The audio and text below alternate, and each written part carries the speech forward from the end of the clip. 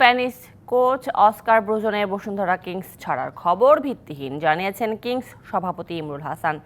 বাংলাদেশ চ্যাম্পিয়নদের সাথে জুলাই পর্যন্ত কন্ট্রাক্ট আছে ব্রুজনের। চুক্তি শেষ হওয়ার পরেই নতুন সিদ্ধান্ত জানাবে বাংলাদেশ চ্যাম্পিয়নরা। গেল কয়েকদিন ধরে গণমাধ্যমে খবর, বসুন্ধরা কিংসে আর থাকছেন না দলটার Spanish coach Oscar Bruzon.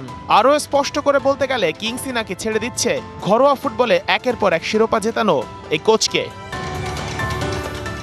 Bangladesh Chinese তাইপে ম্যাচের দিন গ্যালারিতে বসুন্ধরা কিংসের সভাপতিকে পেয়েই গণমাধ্যম কর্মীদের সব আগ্রহ ব্রুজন ইস্যু নিয়েই। কিংস প্রেসিডেন্ট ইমরুল হাসান অবশ্য জানিয়ে দিয়েছেন, যতদিন এই স্প্যানিয়ার্ডের সঙ্গে চুক্তি আছে বসুন্ধরার ততদিন তিনি এখানেই থাকছেন।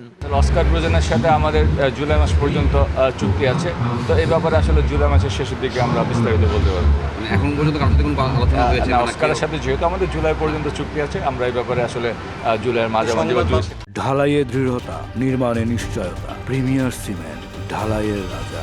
সামাজিক মাধ্যমে খবর রটলেও ইমরুল হাসান জানিয়েছেন সব খবরই ভিত্তিহীন। সংবাদ মাধ্যমে আসলে অনেক কিছু আসে, সংবাদ মাধ্যমের যে সমস্ত নিউজ আমার চোখে আসছে সেটা কিন্তু কোনো বিশ্বস্ত সূত্র উল্লেখ নেই। তো আমার মনে হয় সংবাদ মাধ্যমে এরকম রিউমারগুলোতে আমরা কান আপাতত না দিই। বর্তমান সিজনের চিন্তা জানি, এর পরপরই ন্যাশনাল টিমের 3টা খেলা আছে, তো আমরা এদিকে একটু ব্যস্ত। আশা করি এই 6 তারিখের পর থেকে আমরা একটু ওই দিকে চিন্তা ভাবনা করবো। শেষ হয়েছে ক্লাব ফুটবলের মৌসুম, তবে বাকি আছে জাতীয় দলের খেলা। নতুন মৌসুমের আগে নতুন করে গুছিয়ে নেবে কিংসরা। Sheikh Ashiq, DBC news, Dhaka.